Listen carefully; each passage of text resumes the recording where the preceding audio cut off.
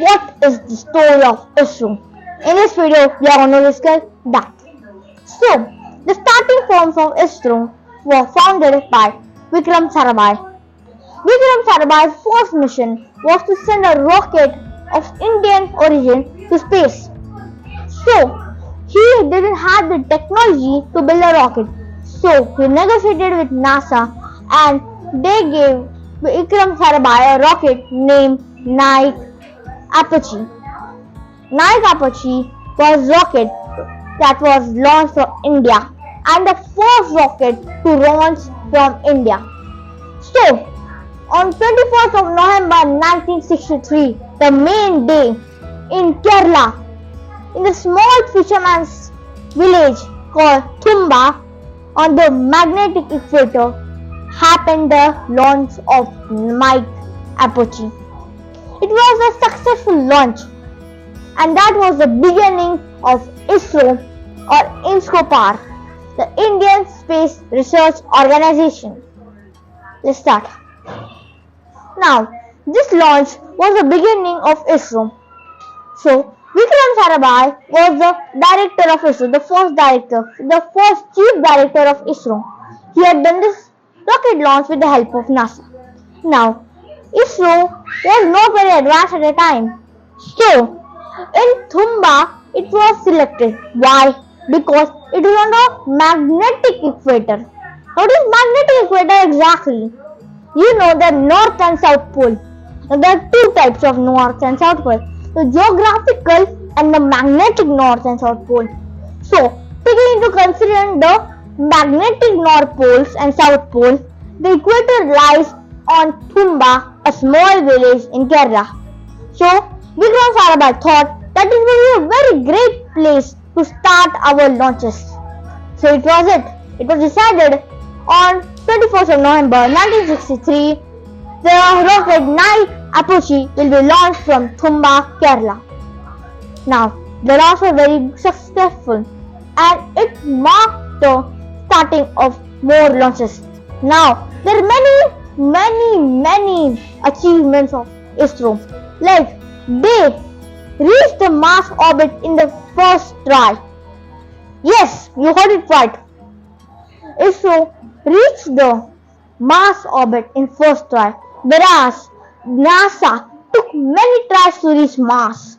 It was a very great achievement in space history. And another achievement was a world record set by ISRO. ISRO had launched 104 satellites at once into space. That was a very huge number of satellites at the time. That was a very great achievement for ISRO. Its first satellite of ISRO was Aryabhat that was launched on April 19, 1975, launched by the Soviet Union. And the rocket and the satellite that was launched by ISRO using its own rocket launching vehicle was the SLV-3 or Satellite Launching Vehicle 3. This rocket launched the ISRO's first satellite that was launched by its own rocket. So, first of all, Aryabhat was made by ISRO but launched by Soviet Union. But Rohini, the satellite, was made by ISRO and also launched by ISRO. That's improvement in the technology. And the rocket used to launch Rohini was SLV-3 or Satellite Launch Vehicle 3. And this rocket was launched on July 18, 1980 from Sriharikota range or Sahar.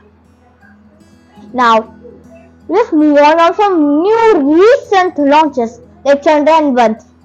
On October 28, 2005 from Sriharikota Satish Dhawan Space Center. And this was launched from Sriharikota Islands.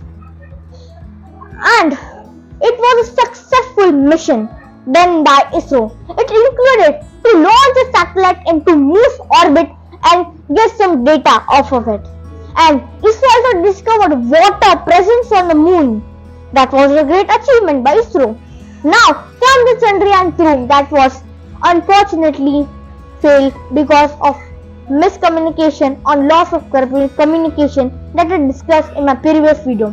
I have told you the rocket didn't land on its programmed launch or landing site. It actually crashed further from its landing site about 750 meters away from its original landing site. So the Chandrayan 2 mission was failed. But it was a complete failure. Chandrayan 2 has set up an orbiter in the moon's orbit, and the orbiter or satellite that is in the moon orbit is also functioning right now. Yes, Chandrayan 2 was launched on 22 of July 2019, and the satellite that was put on in the lunar orbit is still functioning. That's a big achievement. Now, let's talk about Chandrayan 3, the latest launch.